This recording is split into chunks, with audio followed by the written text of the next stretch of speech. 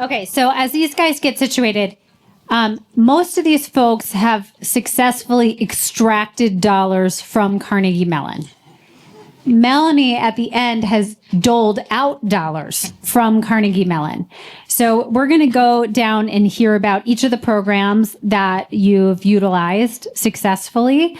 And Mitch, do you want to kick us off? Oh, I would love to. Yeah. Hi, everyone. My name is Mitch Fogelson. Are we good? I think I hear myself coming in and out. Yeah. All right. I am a new founder of Beyond Reach Labs. I did my PhD here in mechanical engineering at CMU, and I was able to win several of the competitions and prizes around the area. So there's the Keystone Space Competition, the McGinnis Venture Competition, there's the Invent Penn State Competition, and many, many more opportunities to get free money from the state and surrounding areas. So I don't know. Much better. So yeah, we're very early. We haven't raised any private funds. We've just gotten some of the free money from the area, and these other entrepreneurs probably have much more success to share with you. Thanks.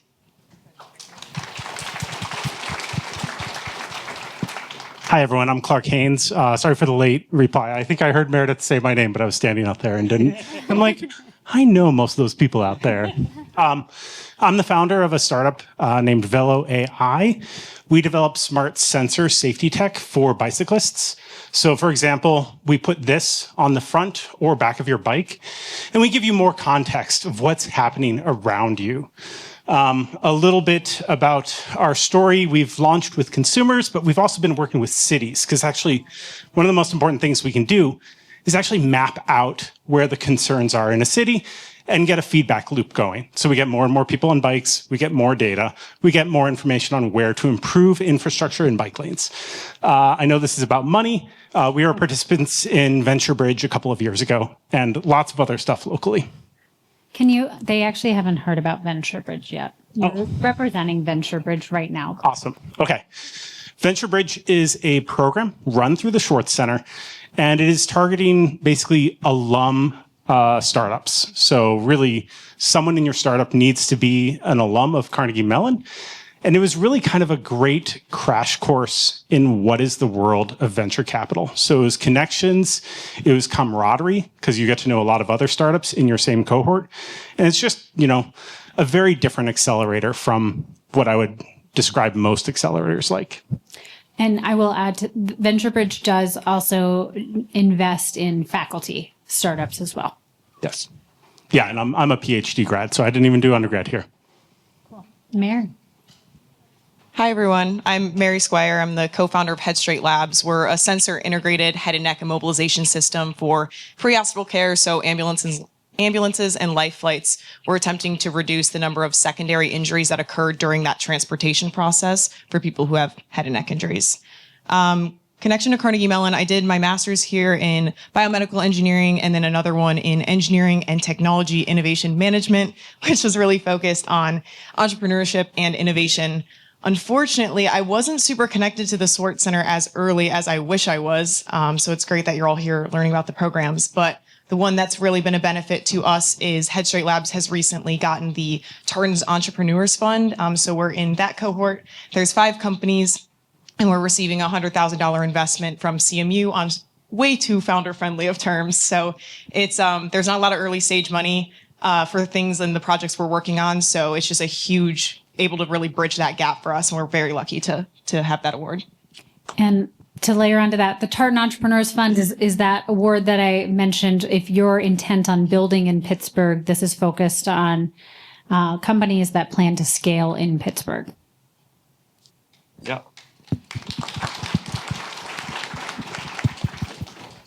Hello, everyone. My name is Akil Smith. I am a third-year undergrad, and I'm the founder of Basics. Basically, we are interactive programming tutorials that run inside your IDE. Think Cursor, VS Code for anyone who wants to go 0 from 1 to becoming more technical. We run weekly workshops in the Swartz Center from Monday through Thursday, 7 to 8, if anyone's interested in that. And we work right back there. My connection to CMU and the Swartz Center is last year, our company, formerly known as Avalon, and we did AI grading, but now we kind of pivoted.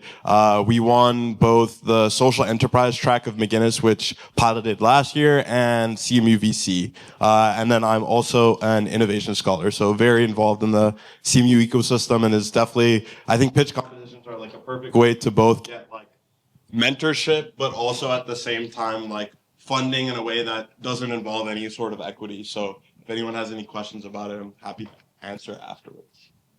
Awesome. Ashwini. Hi, everybody. My name is Ashwini Karanth. I'm a second year MBA at the Tepper School of Business.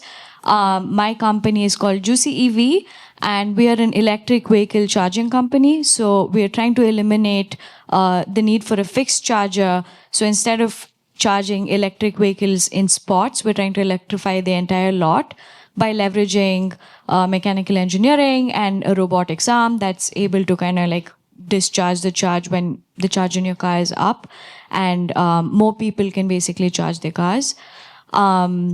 What we have done with the Swartz Center is we have a table, which is pretty great.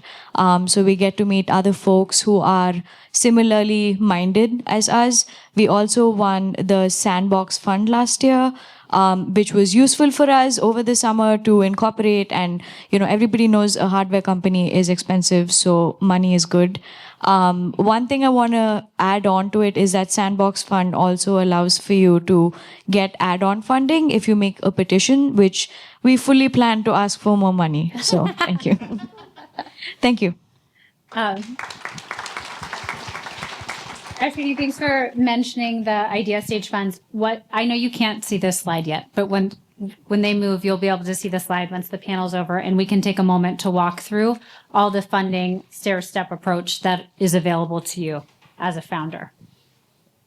Hello, everybody. My name is Xian Kim. I am a third-year part-time online hybrid MBA student here at Tepper, and I'm also the student director for 99 Tartans.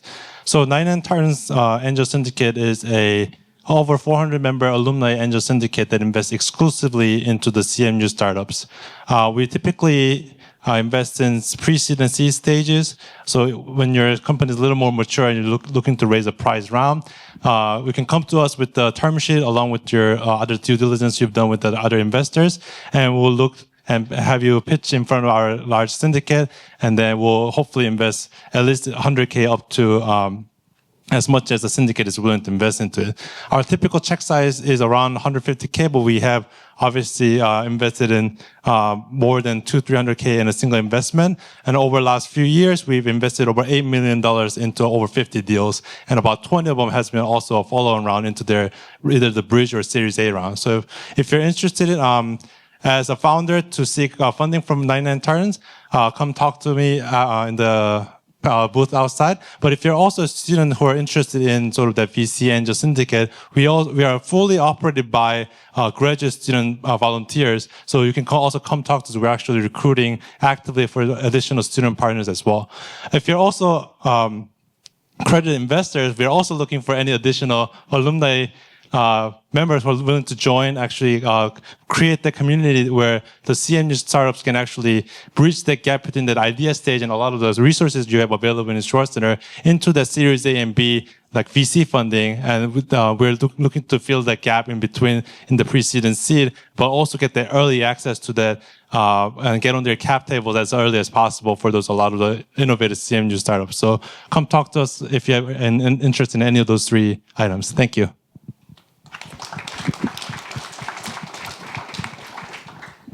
So hi everyone, my name is Nancy Lee, and I am one of the team member of Perflection AI. So at Perflection AI, our mission is to turn any smartphone into your personal AI sport coach. And we started with golf. So with our technology, you can get your personalized training experience, adapt to your own learning style and your own body situation. So we got the Spark grant of $3,000 last year, and it truly helps us. We really appreciate that because it helps us to turn our pitching idea into a working version of our MVP. So now we currently have our MVP with simple AI features now and started validating it with our market. So we really excited about what is ahead. So if you are interested in joining us in this fantastic journey, just feel free to follow us on the LinkedIn or just reach out to me. I will just connect you with our other founders and other of our team members. Yeah, thank you, everyone. All right. Always be pitching, right, Natalie? Hi, everyone. I introduced myself earlier, but I'm Melanie Simcoe. I'm program manager with Project Olympus, and I'm here to talk to you about the Beyond 2% fund. This is a new fund this year that was through a generous donation from a Tepper alumna, Pauline Schender. And this fund is really targeting startups that are addressing the needs of women. So this isn't just specifically for women founders. It can be any startup that is addressing the needs of women. So we give out in the inaugural year this year, we gave out 4 of these grants. They can be up to $2,000. And the startups that we awarded were working on several different concepts. One was a nutrition app specifically targeted for women. Another was a startup that was focused on early breast cancer detection. So this is a good time for you all to be hearing about this particular funding opportunity because we'll be promoting this in January for the next funding cycle. So this is something that you're interested in, you can have some time to participate in some of our programs and get your applications, ready for our funding cycle coming in January. So if you have any other questions, feel free to ask me. So. All right, we've got this amazing lineup. Okay, yeah. We've got this amazing lineup of founders that have all wrung some money out of the university. I know we've got 400, 500 founders, aspiring founders in the room. I know you have questions for these people. Fire away. Raise your hand. We'll come around with the mic. Does anybody have any questions? You guys all have your money on lock? Trust fund babies. Hey guys, hi Ashwini. Can everybody hear me? Cool. So I just had a question about how you, patent an idea, especially when it comes to something super proprietary, and the funding for that. Thanks. Specifically patents? Yeah. Okay.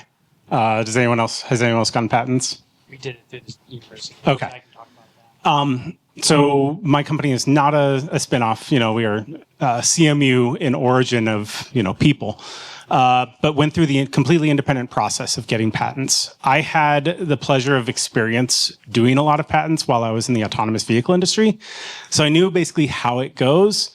But you can DIY, but I don't suggest it. And the suggestion would be ask around.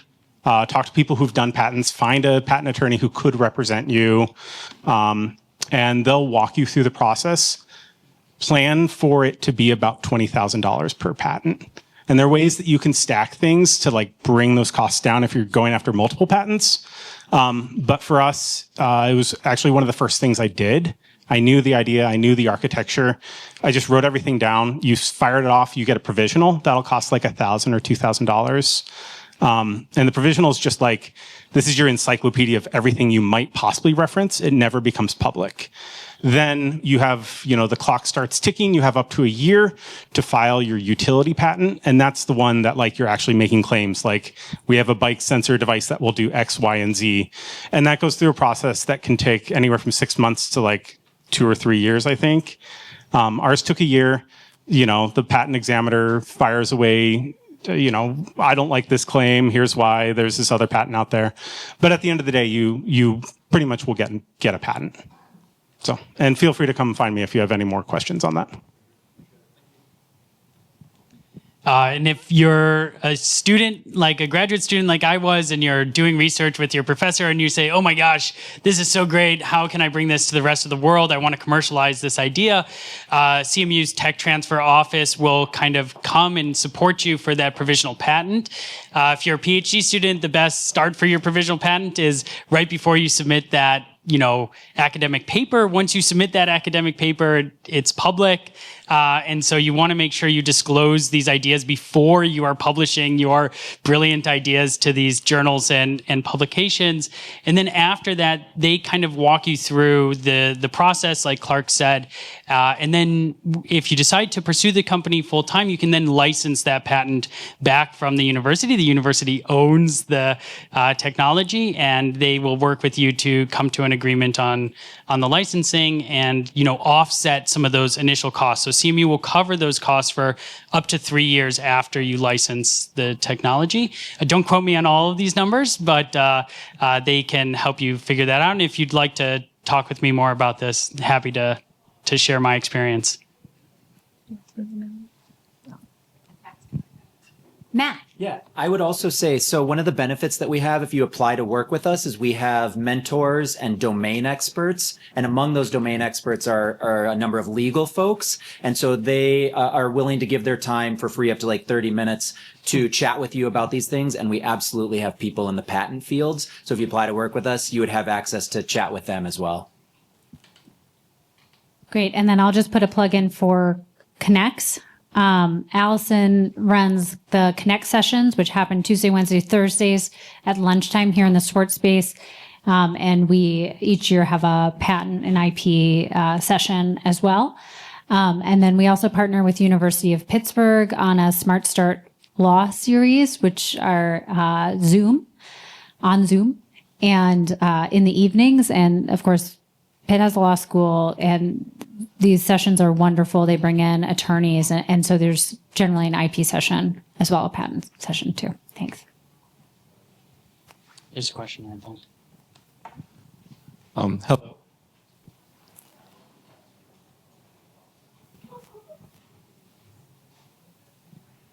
Hello. Thank you for being here with us. And I have a question regarding to who should we consult to if we have a gray area in let's say, so I'm interested in sports artificial intelligence. And let's say if I were to use certain data from YouTube and download it and train my models based on it. And if I were to if I'm not sure about the data availability and if it's legally acceptable for use that kind of data, who should I consult to? I might put a pin in this one, and I'm going to try to read. It's a great question. And let's get you connected with an EIR and some of our mentors who can help you think through.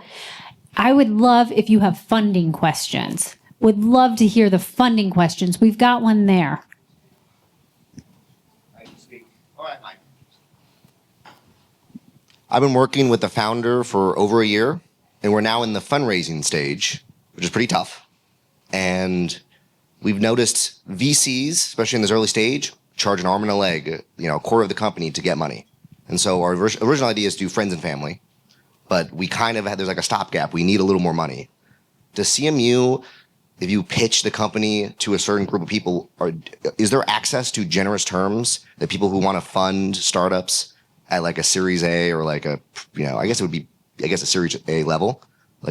Is that something that CMU offers, or is it just access to VC firms, but it's the same deal? I'll jump in. Once we move and you can see this, I think there'll be great resources. I don't know what stage the overall company is at, but I think most of us came through this, who founded companies, came through at the pre-seed level. And I'll echo what Mary said. CMU gave great terms. I remember when Dave Mawhinney sent the first document, I'm like, Dave, are you sure? What? You're okay with that? Great, okay. So pre-seed is really the sweet spot, and these are specific programs that you need to apply to. Obviously, there's 99 tartans and other stuff beyond, but I think the best thing about CMU is the connections to potential VCs. And that's what, for instance, example Venture Bridge was for us. Venture Bridge is mostly over the summer, but like every week or two, we're all just kind of having informal, coffee chat with a VC, usually over Zoom or similar. So, I guess I'll just add that for 99 Tartans, because we are a nonprofit operated by all students, so we aren't able to actually offer a term sheet. But if you already have a term sheet from somebody else, then we can actually definitely talk about it. But I definitely echo your sentiment that the funding, especially in the VC space, has been challenging. But we do see in the trends a lot more companies in our pipeline have been coming through with decent and favorable term sheets nowadays. So I think it's sort of the market is starting to turn around. So hopefully you can sort of find the better sources of or better partner in your entrepreneurship path forward. Any other panelists want to weigh in? Okay, I would also say we do have deep relationships with venture firms and can help you make those connections. So if it's about connections, we're here to help you do that. I think, like Clark said, Venture Bridge, it's in the name. It's part of the mission of that program. We have also expanded in the last year those idea stage grants, which grant is the most beautiful kind of money. That's non-dilutive money. So we do have idea stage, so well before even pre-seed. These are small pockets of money, but sometimes they can be all the difference you need to get you to a conference to do customer discovery or to get a piece of equipment that you need for a prototype. And I will walk through all of this ladder behind you. Another funding question for our panel. I have a question for 99 Tartans. So if you had a term sheet before, but you end up not taking it, does that still count as a valid term sheet for 99 Tartans to consider? If that investor is no longer investing in your company, you'll probably have to find a different, I'll call institutional lead or outside lead, and negotiate a separate term sheet with them. So we'll require somebody else on the cap table that will lead the deal. So if the lead is no longer there, we were not able to invest in that. Yeah, makes sense. There were some in the back. One in the front, and then there's two in the back, and I think one more back there. Hi, I'm Zimran Dixon. I built a tech commercialization plan with the DOE, and we're right now working on a prototype. Would this funding be, could I get funding for this prototype, or would it not count because it is a DOE connection? Anyone who can answer. Can you just explain a little bit more? So you submitted a proposal to the DOE, they've approved the proposal, and they've given you funding, or you have no funding for the... No funding. I actually worked with, it was an internship during the summer, and it was called MIT Connect. And basically the idea of it was that you would be given a product, tech, that would then turn into a product, and we already submitted the work with that and everything. So now we're working on more funding for a specific license, and then of course building that prototype. But we've worked directly with the inventor and the lab. Yeah, I think you can absolutely get funding for that. Of course, if you need to make sure that you have the appropriate license for the technology, but there's actually a full dedicated energy systems and funding stuff that I don't think any of us have even talked about here, that's here at CMU. And there's a huge focus on energy related programs where many of them have come through DOE grants and DOE related projects. So I'm forgetting the name of it, Meredith, maybe you... Scott Institute. Thank you. So if you want to follow up with the Scott Institute, I'm sure they'll be very excited to hear about your proposal. Scott Institute is doing a similar type of event soon, so I would encourage you to look into their website. Any energy related questions, Scott's your place. Perfect. Thank you. Melanie, do you want to sell? I was going to, yeah. So, and also in addition to that, yes, Scott Institute, it would be a great resource for you. But you're also, can apply to Project Olympus and the Swartz Center and take part in our programs and be eligible to apply for our early stage idea stage grants as well. So. in particular, the NSFI core program that we're running this fall might be a good fit for you, potentially. So keep an eye out on that. Yeah, we'll be giving more information on the iCore, I think, in the next panel. So. Hi, Renee Kennedy, Equity Systems. So I'm already a part of Project Olympus, and I've on my second set of customer interviews, and I find it quite difficult. So I was wondering what resources you guys have used or connections either through CMU or just generally to do customer discovery for your businesses. That is a great question. I just finished the NSF iCore national program. We did 130 customer discovery interviews in 7 weeks. I just think it's iteration. It's like that you keep practicing, and every time you change how you ask questions and what questions you're asking. I think tag teaming with a friend, someone who's a talker and one of the persons who's like a note taker, to be able to look back and rather than just pursuing the interviews, making sure you're reviewing and getting insights from them afterwards, because there's a lot of positive affirmation that you might be convincing yourself that they're saying, oh, of course we want your product, but actually they're not actually saying those exact words. And you want to make sure that you just keep practicing. It doesn't end even after hundreds of customer discovery interviews. But I'll also add on, like, how do you find people? I think, once you get one, ask them at the end of the customer discovery, can you suggest 2 people who might be interested in this? And then you get that exponential curve going. Also send out like surveys into your community. So for example, for us, we reached out to the Pittsburgh bicycling community and said, hey, do you want to take a survey about bike safety in Pittsburgh? You post that on the internet, you'll get hundreds of responses. And then you can, go through those and figure out like, oh, here's someone that I want to interview, and then call them up and get some time with them. But yeah, I mean, there are ways to kind of hack your way into customer discovery. That's exactly what I was going to say. The number one question is always like, ask them if they know anyone else who will speak to you, and you automatically double your population every time. So, and people are mostly willing to connect you to someone, and it's a warm intro, and then it usually goes a lot further than you trying to reach out to someone cold. And you can reach back out to the people you've already interviewed. Don't think that just because you've talked to them once that you don't need to talk to them again. You talk to them as many times as they're willing to talk to you.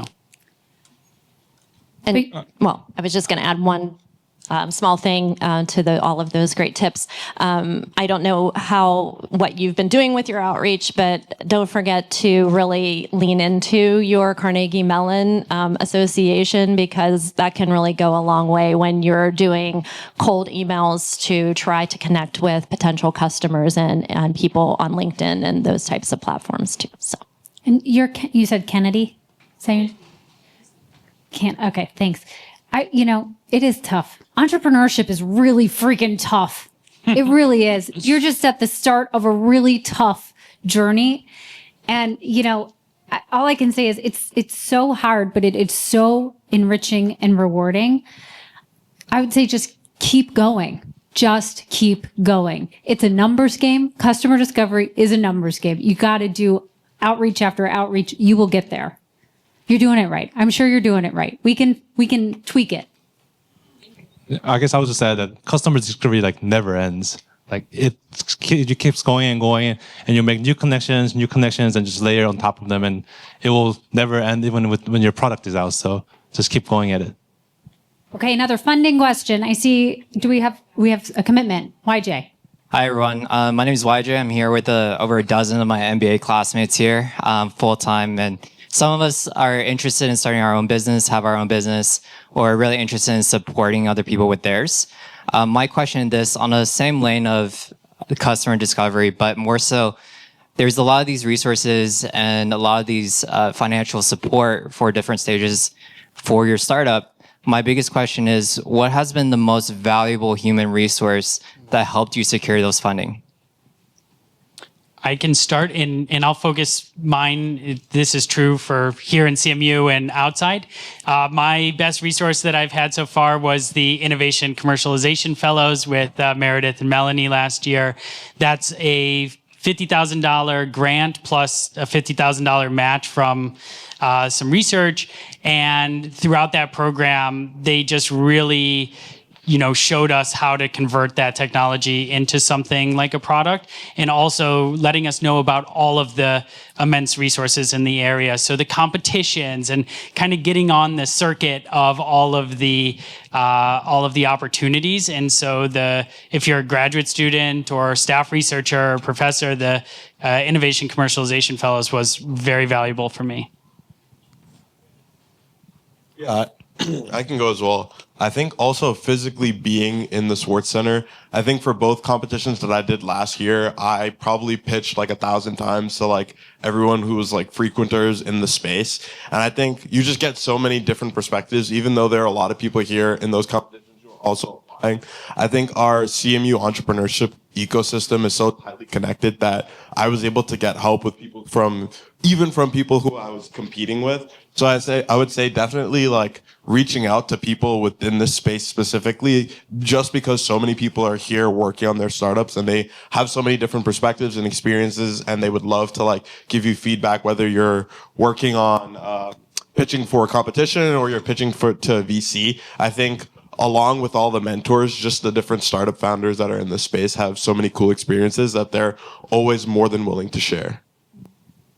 YJ, I want to give you some good news that it's not just like one human, but there's a whole team in the Swartz Center, and they're relentless to get the community moving. I did Project Olympus, and Melanie put me in touch with someone who had done the same kind of company that I had, and he just sent me his whole 150 people contact list. So, Alex is here all the time if you have questions. Allison sends out emails relentlessly about Thursday Connect series. Meredith is here, Dave's here. So it's like really and I'm missing a whole bunch of other people. So there's anybody that you reach out to will never say no to you in this community. So it's not one person, it's everybody. Okay, another question? Yeah, I have a microphone over here. Hello. Yeah, my name is Adam Kablawi. Excuse me, I'm a freshman, and I'm looking to develop biowearables for people of determination. And I was just wondering, of course, it's going to require a lot of prototyping. So what exactly qualifies me for pre-stage or pre-idea funding? And how exactly would I go about obtaining that? I would register as a startup at CMU if you haven't already. And then they'll connect you to a mentor who's assigned to you, chat with them. The application process was pretty painless. So just keep an eye out for when the funding opens and apply to it. I think you're at a really great stage to apply, and you should. There's also some free prototyping resources, whether it's at TechSpark or there's a little manufacturing and prototyping facility downstairs here in the Swartz Center. So definitely take advantage of all of the amazing manufacturing and design resources that the university offers you independently. So. I would also say, just related to being at CMU, there's a lot of project-based courses where you might be able to fully develop and actually maybe find co-founders or find classmates that want to go on this journey with you. And it's usually funded by that class, your materials. And then, like Mitch said, you get to use TechSpark and the people who work at TechSpark. So don't be afraid to pitch your idea as a class project as well. I think one last piece of advice on the prototyping stage is make certain you scale what you're doing with what your goals are. So maybe right now you're at idea stage. Maybe you just need to make the dinkiest prototype that just answers 5 questions. Yeah. So Mitch will show us his sequence of prototypes, but evolve over time, and each time get a little bit better. But make certain you do that first one as cheaply as possible. You should do it for negative money or something like that. I also want to talk about beyond CMU. We haven't talked much about local resources like Innovation Works. Innovation Works runs accelerators, Alpha Lab, Robotics Factory. All 3 of us are Robotics Factory folks. There's also a Robotics Factory Scale. So if you're doing anything kind of in the hardware space, you might be able to get a fellowship that is completely free to get access to a state-of-the-art machine shop that's over in Lawrenceville. And then, of course, the accelerator comes with the machine shop and a lot of support from onboard staff. So we're really we're trying to build the ecosystem where Pittsburgh is the place to build hardware and robotic startups.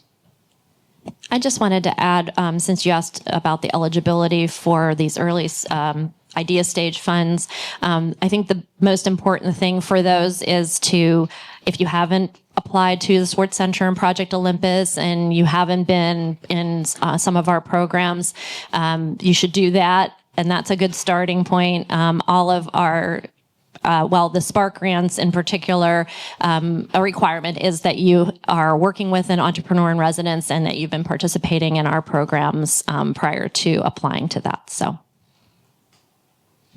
okay, time for one more question. Yeah, hi. Thank you all so much for being here. I was wondering if there are any opportunities geared more towards life sciences where customer discovery is less relevant and capital needs are greater. Innovation Works has an Alpha Lab Health. That's what it's called, right? Yeah. And then there's also LifeX. So yeah, I don't know if any of us are in the that space. But I wouldn't discredit customer discovery, Thank you, even Nick. if you are a life sciences individual. I mean, many of the people that were in the NSF I-Core program with us were other sorts of life sciences and medical systems.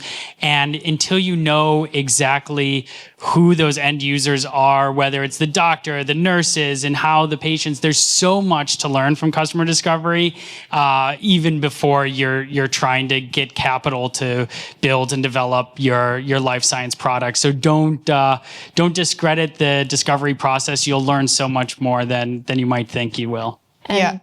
Oh, go ahead. Yeah, Melanie, you definitely need to talk about the I-Core, but I would also add that because we're in life sciences, our customer discovery connections are actually what led us to partnerships for our pilot tests. So I agree with Mitch, like definitely don't discount the customer discovery because it will have, financial or testing opportunities in the future with those same people. Yeah, actually, as part of our NSF I-Core Hub, there is actually going to be, it's starting soon, September 19th, but there is a cohort dedicated to biotech and medtech companies. So I could give you more information on that. And as far as life science mentorship, we do have dedicated EIRs and mentors in the life science space. So Craig, who was up here earlier, he's one of our most successful Carnegie Mellon affiliated founders, medical device space.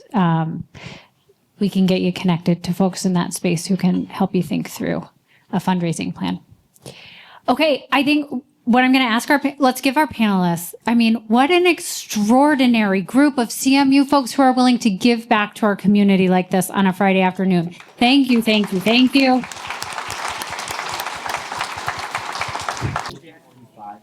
Okay, so as our panel gets settled, I'll just give you the lay of the land, the rest of the agenda for the afternoon. We're going to have this panel on programs. After this, you get your first snack break. We have food coming in from Chula, which was founded by a Carnegie Mellon alum. We will then break into our club sessions. You're going to hear from our incredible clubs who do a tremendous amount to build this ecosystem. And then we'll hear from Sankalp, who's going to tell us about his journey building one of our most phenomenal startups, Gather AI. And then you'll head down to Project Olympus on Craig for waffles, for smashed waffles. Yeah. All right. Let's go down the line. We want to hear from you all about the programs you participate in. Tell us about, obviously, yourselves, your startup, and the programs that have been impactful to you as you build. Okay? Who wants to start? Len wants to start. I have the microphone. Faster. Then you should start. So the thing is, I think I'm the outlier here because, as Meredith just said, tell us about your startup, et cetera, et cetera. I do have a startup. It's Smash Waffles down here in Oakland. So would be happy to have you all down. You'll get to taste these later on this afternoon. So I am, I guess, part of the startup thing. But really, what I do is I teach entrepreneurship through acquisitions. And it starts as entrepreneurship alternatives. That's a class because We're at Carnegie Mellon. Everybody thinks of Carnegie Mellon for what their heritage is, startups, high tech, all that exciting stuff. But there's an alternative to that. The two alternatives is to buy a business that's already going, or number two, buy a franchise, which is a business platform that you can just replicate and grow from there.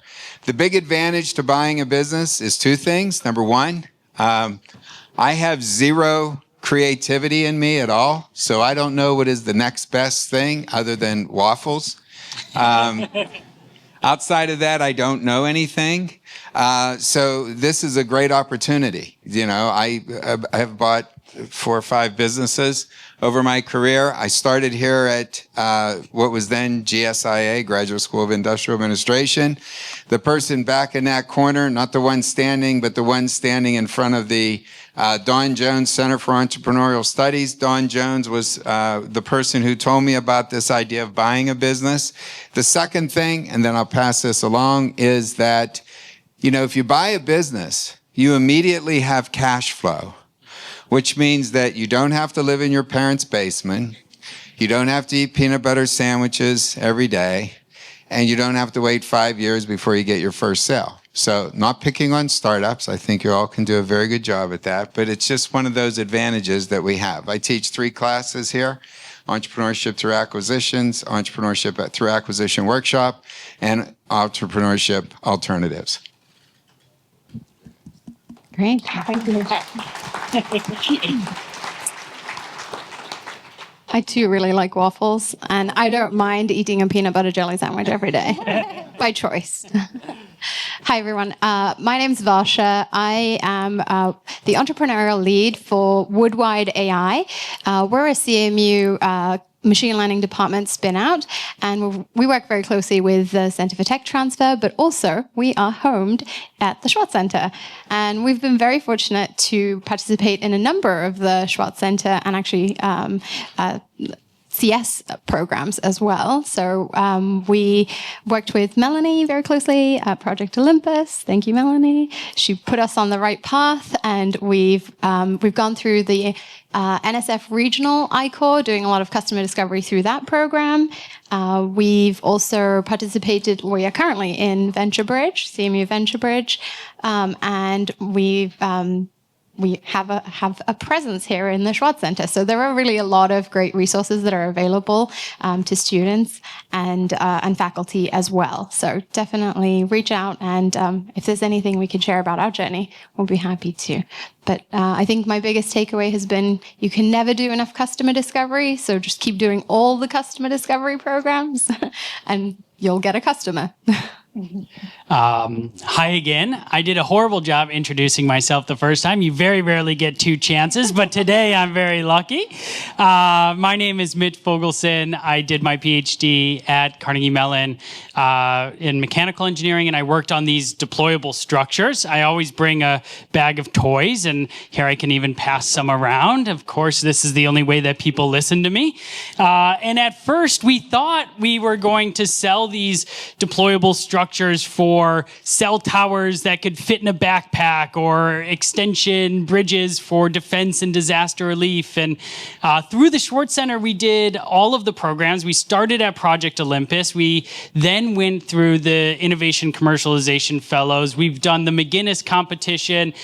We applied to Venture Bridge. And throughout that whole time, we kept trying to figure out and iterate on, whether our devices, which offer 10 times the stowing efficiency and 10 times the mechanical stiffness as, 100 times the mechanical stiffness as other competitors, that this was going to be our baby. And after, 200 customer discovery interviews, we realized actually this is not where the problem is. This is some technology that people would like to have, but they don't need to have it.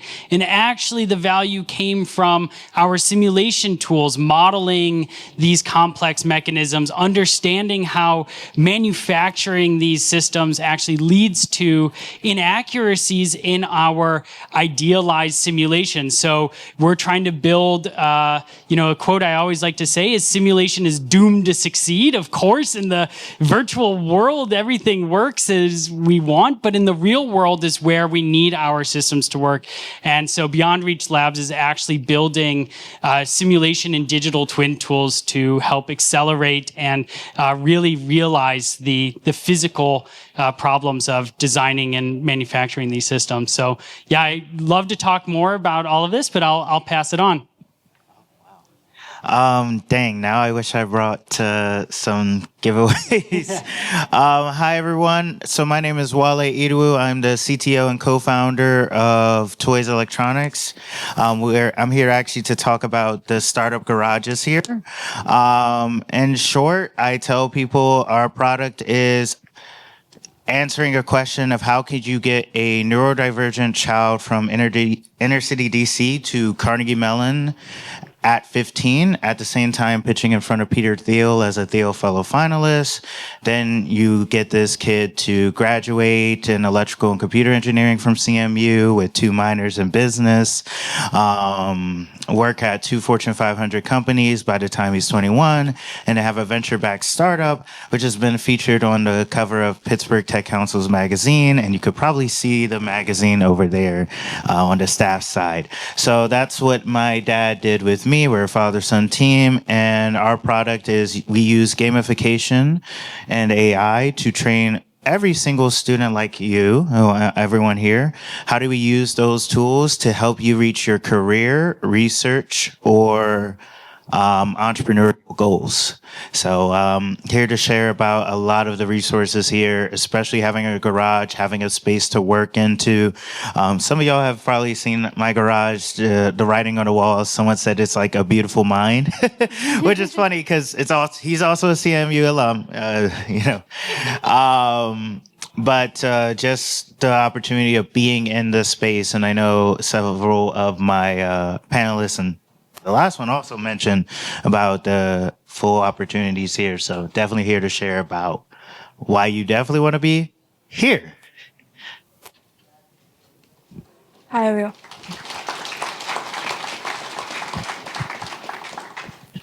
Hi, everyone. My name is Vasha, and I'm here from Project Olympus.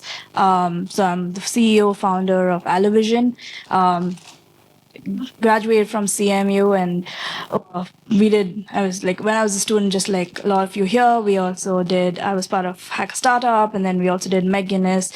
So rode those 2 rides, and then finally when I decided to step up and start a company, we were like, okay, let's do this. And Project Olympus was I would say one of the integral cogs in our machine, which is customer discovery. So we did the customer discovery for Allovision through them. We spoke to a lot of folks, and then we were like, okay, you know what, let's do direct to customer.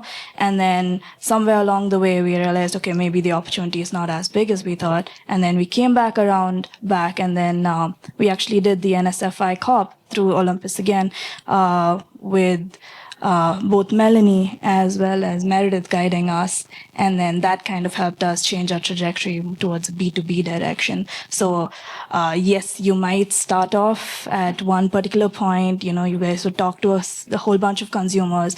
And then you could get a lot of things verified as like, hey, this is something I would be interested in buying, things like that. But again, customer discovery never ends. And when you go to sell, when you go to market, when you go to, get your pricing ready, all of those parts also have a certain level of customer discovery incorporated in it.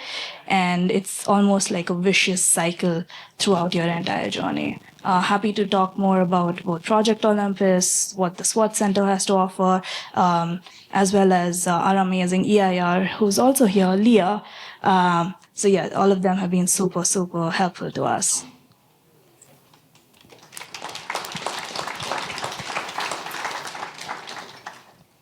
Hi, everybody. My name is Irene, and it is honestly such an honor to be part of this panel along with these amazing people, because I am actually still a student. I'm a master's student studying integrated innovation for products and services.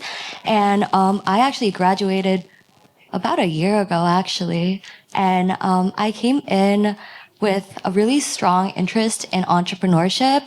And when I found out about the Swartz Center, I guess the first real activity that I participated in was Hack a Startup, which is one of the Swartz Center's very, first. Yeah, it's earlier on in the semester. And I also participated in McGinnis. And after those two experiences, a lot of people have mentioned so far, I discovered the importance of customer discovery. And I developed a really big interest in customer discovery and decided to apply to the CSL Fellowship. It's a fellowship organized by the Corporate Startup Lab. And throughout those experiences, I feel like I've learned a lot about basically how entrepreneurship goes on in a bigger organization. So I'd be happy to answer any questions about CSL or any competition hosted by the Swartz Center. Thank you.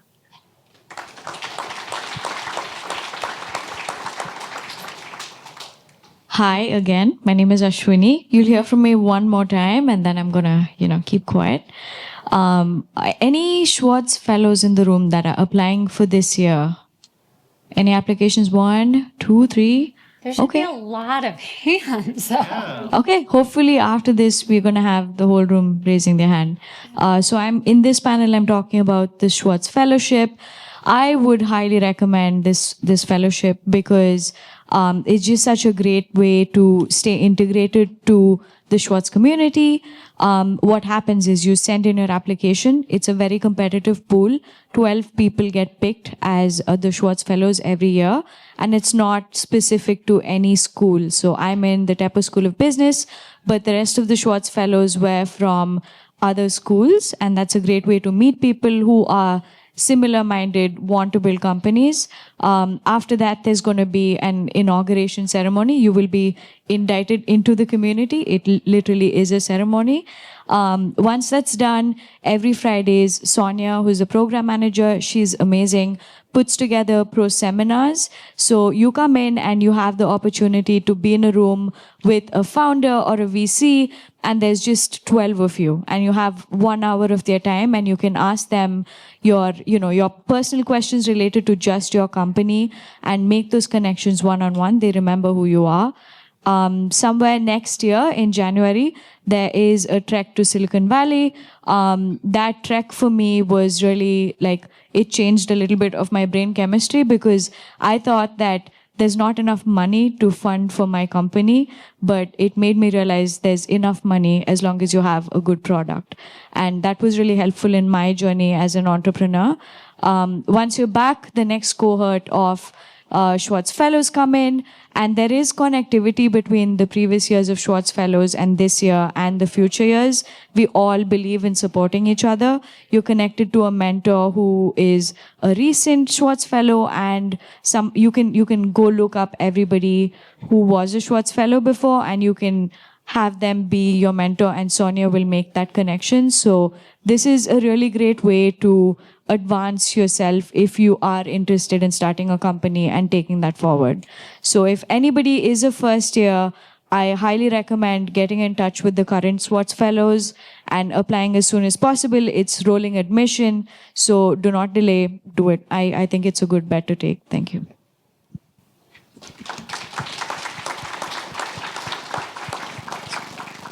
Hi, everyone. My name is Avalon Suero. I am a senior studying business and computer science. I'm an undergrad. I am also an innovation scholar, which is what I'm here to talk about today. That is the undergraduate program. That is the equivalent of the Swartz Fellows. So we also go on the trek in January. We're also paired with a mentor. We have weekly seminars with entrepreneurs. And yeah, it's a great time. You get to learn a lot and be in contact with some really cool people. And I'm also working on a startup. I'm working in political tech, trying to optimize polling.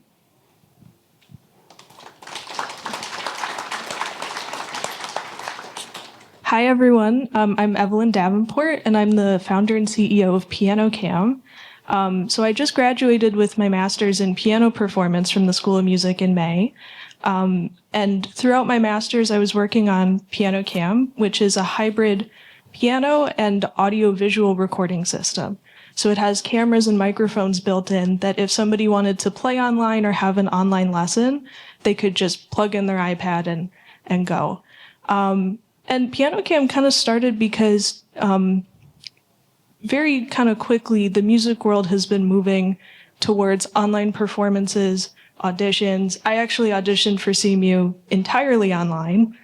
And what I realized was that like it's really hard to get information on how to put ourselves out online because we don't have a tech background, like at all. And so I had started Piano Cam 2 years ago and found in CFA that it was kind of hard to get funding, and I thought I needed to start with funding. And somebody recommended that I reach out to Project Olympus with the customer discovery program. And so I just completed that in the spring. I was part of the spring cohort, and I found that it really helped kind of reorient myself towards problem solving rather than just trying to collect equipment and kind of make piano sound better. And so through customer discovery, I was able to really reach out to, I think, like different customer segments that I wouldn't have thought of before. So this included like little kids that were learning piano, adults that had left piano, and then especially like institutional music schools that had teachers. And so for a few months, I was able to really kind of gain the perspectives of what other people were struggling with, because I knew what I was struggling with in terms of making piano sound good, but I wanted to see if other people had that same problem. And so through that, I was able to do about like 40 customer interviews. And some of that research also included going to the CMU library and looking through the databases to see kind of what the trends are in terms of like tech funding for music programs, which is not something I would have considered if it wasn't through the EIR help. And now I was able to use that knowledge to really gain like one-on-one perspectives with my customer base. And as of last week, I have 2 units that have been ordered, which is really nice. Yeah. Thank you. And honestly, that wouldn't have happened if it wasn't through my customer discovery. You'll learn if you take the program that it's a pretty nuanced kind of skill, because it's a conversation where you're looking for an answer where somebody says, this is my problem, but you want it to come naturally. And it takes a lot of restraint to not tell them, do you have this problem? And just hope that they come to that agreement. And there will be a lot of people that like kind of don't read your mind. And then there will be others that seem to be like exactly on the line of the problem that you're trying to solve. And once you find those people and keep finding those people, then it's a really gratifying experience. So after I finish customer discovery, I still have an office space in Project Olympus. So I'm doing my prototyping. And yeah, I'm working there full time. Thank you.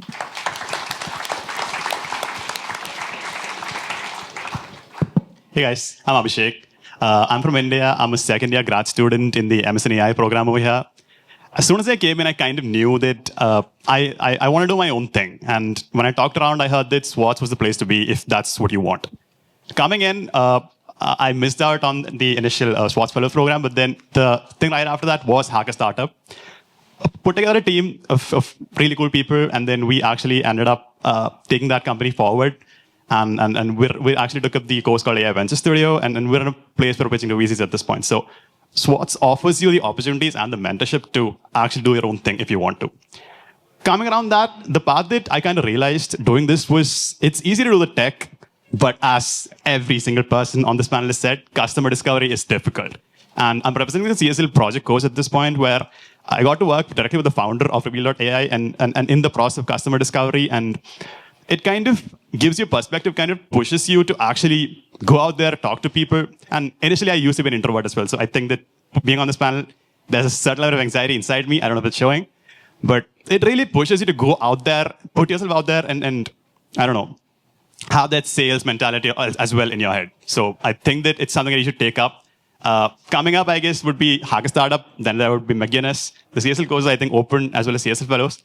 Take up opportunities when they come your way and figure it out later. That's what I'd say. Thank you. Thanks. All right, give them your program questions. Questions on programs. There's one in the middle. Make yourself tall. There you go. Hello. Hi. Okay. Hi. My name is Aisha. I'm a master's student interested in the Swartz Fellowship. And I was wondering in terms of like the beginning stages of that fellowship, like is it more like the mentorship? Oh, hello. Okay. The mentorship, how are you able to like interact with mentors or advisors during that time? Are you a bachelor student or a master's student? Master's. Yes. Okay. That's a great question. I think that there's no dearth of mentors in the Swartz Center. Anybody that you speak to will connect you to two other people that can help you. But the Swartz Center just gives you a lot of credibility and everybody knows you. So if you look up on the Swartz Center website, you can see a list of all of the Swartz Fellows in the previous years. And if you look them up and then you approach them and say, hey, I'm a current Swartz Fellow and I'm really interested in doing what you're doing, it immediately puts you like on top of the list. But also if you're having a tough time connecting with them, they are people who are closely in touch with Sonia and Dave and Meredith. So you could potentially ask them to connect you to them as well. There's no, I guess like structured mentorship program associated with the Swartz Fellowship, but it definitely opens up huge doors for you to be able to connect to everybody else. And I'll just layer in, we have approximately 700 mentors that are listed on the Swartz and Olympus pages. These are all CMU alums or friends of the university who have committed to, if a Carnegie Mellon person reaches out to them, to responding and having a conversation. Okay, another program question? Hello, my name is Ryan Hyatt, and I was curious about your customer discovery programs and kind of like what they do for you and how they like guide you through that process. Yeah, they are the best way to realize that the entrepreneurship path is falling in love with the problem and not in love with your solution.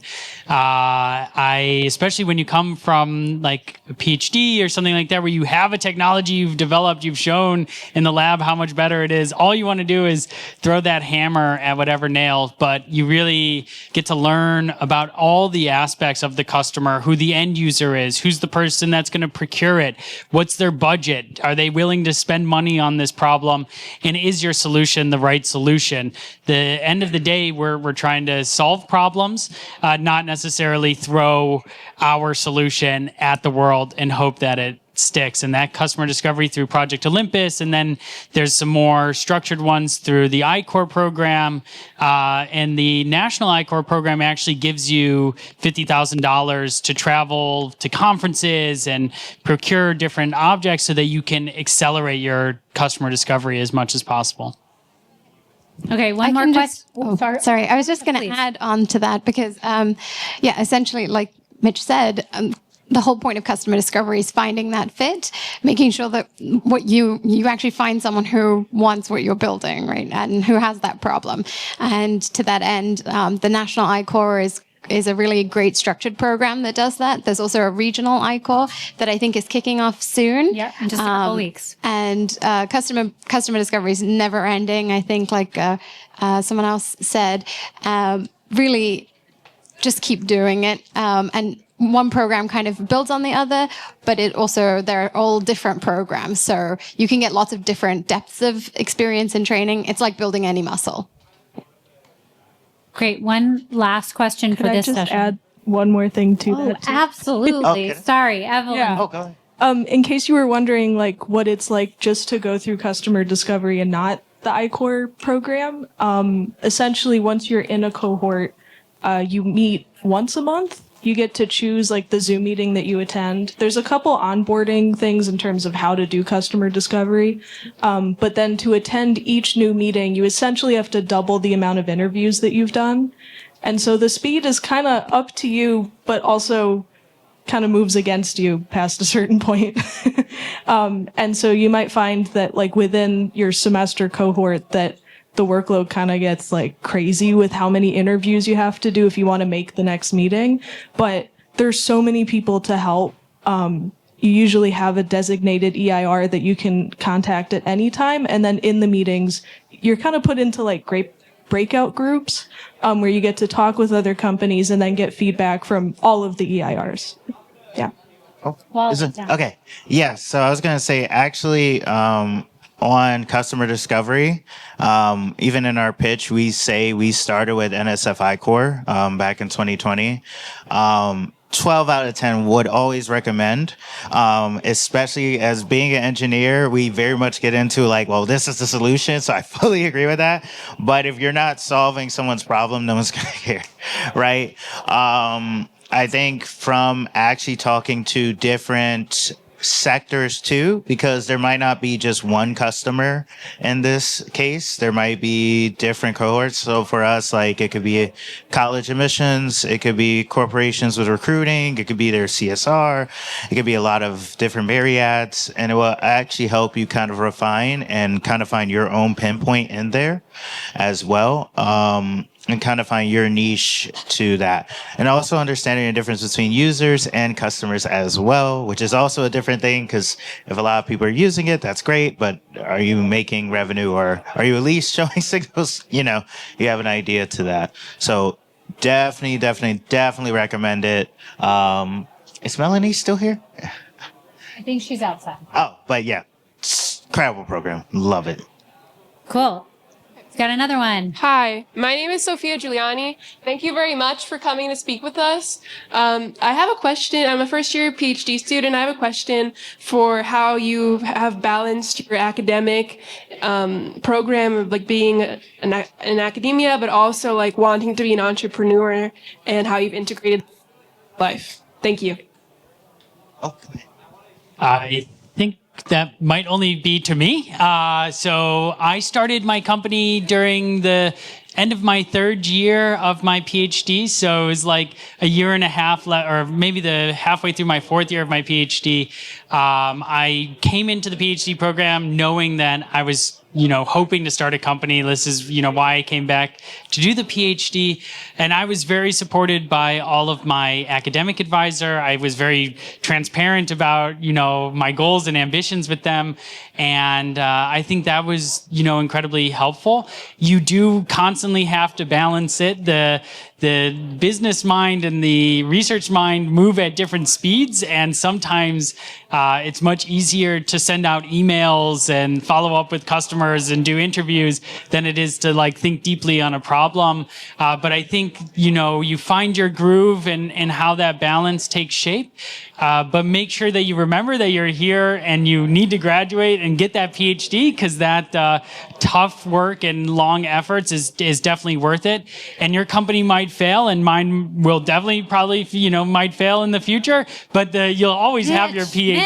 Mitch. No, I'm just kidding. But 99%, right? There's like some statistics, but you want to make sure you get your degree and you're successful with that, because every entrepreneur is always a serial entrepreneur. You're always going to be starting more and more opportunities, and so balancing both of those opportunities is really important and not easy, but I'm sure you'll figure it out successfully.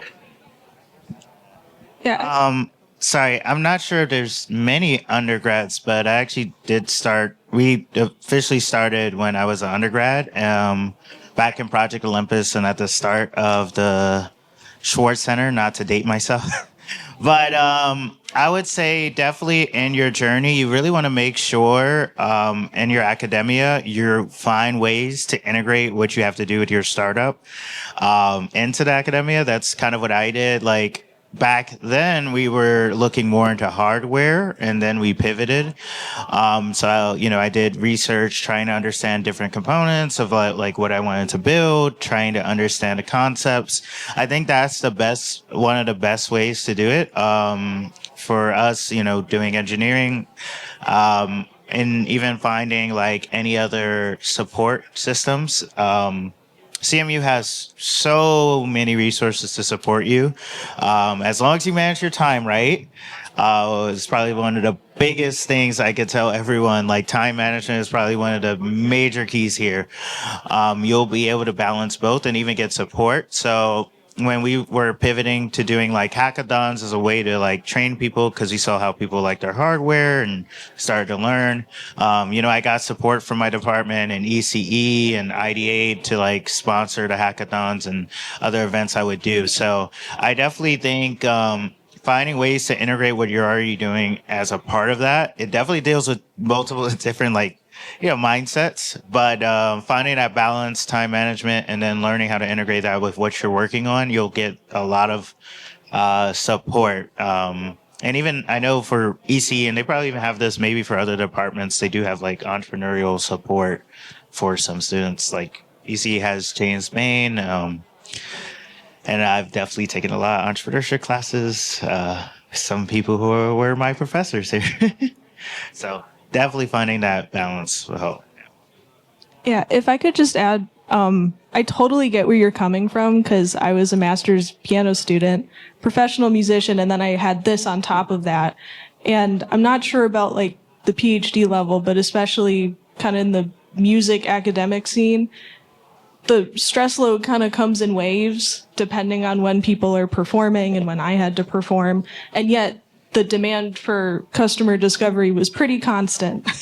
And so, yeah, it was a challenge to try and kind of prioritize what I was working on, because both of them were long-term kind of projects that didn't come around right away. One of the ways that really helped me kind of focus and prepare myself for when I graduated was really utilizing my electives, and not just with like entrepreneurship classes, but especially in skills that I was missing. So I took a lot of ID8 classes where I was able to use Piano Cam as a project, but still work on it like individually and not have to commit, beyond the scope of the semester to developing whatever I was developing.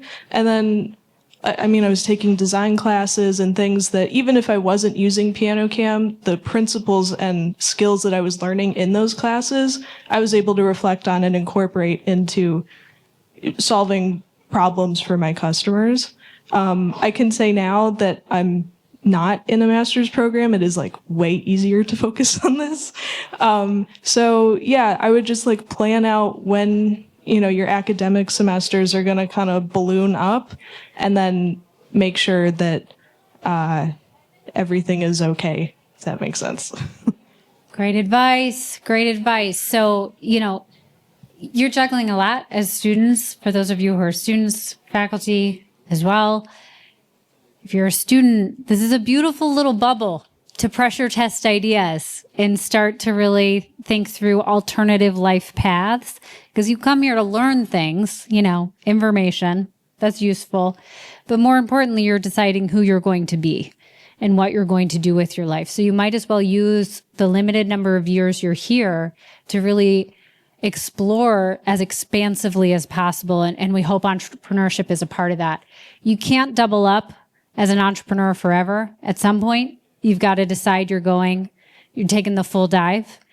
But you can do it for a while as a student. And we have 500 startups a year that are student founded that work with the Swartz Center and Project Olympus that make that decision and do it. So we know it's possible.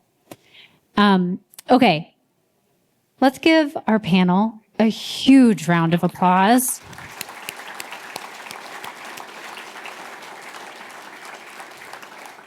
Okay, so a reminder of what's coming up. We're going to break in a second for snacks. And we have a very special treat thanks to Evelyn. Sorry. It was a combo of Avalon and Evelyn. Yeah. Could you explain the treat that everyone has in store that you've set up for us? Yeah. So I'm going to be playing with my chamber group, who might be somewhere. They're out there. They are out there. They are out there. So it's Rachel on cello, I'm on piano, and Jacob is going to be on flute. Now, we're playing classical music, but it's really pretty, and I hope you guys enjoy. Awesome. Amazing. Thank you for doing that. And if you didn't get the chance to see the prototypes, I've got a whole bag of toys here, and there's one in the back, and I'm happy to show off what we've been working on. So thank you. While you're out there, you have the opportunity to follow up with any of our founders from this panel, from the panel before, any of the Swartz Olympus staff members walking around in their purple shirt. You can get your purple shirt if you haven't gotten it. Right after that, we're going to go into breakout rooms at 3:40. Graduate students, if you're a graduate student, you're going to come back here and you're going to hear from Ashwini about GEC, the Graduate Entrepreneurship Club. If you're an undergraduate, you're going to go in the classroom across to hear about clubs for undergrads.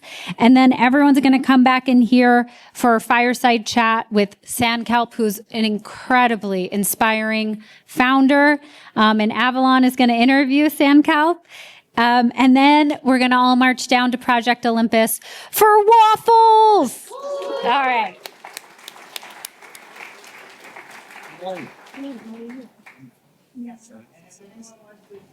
A garage. Feel free to hit me up.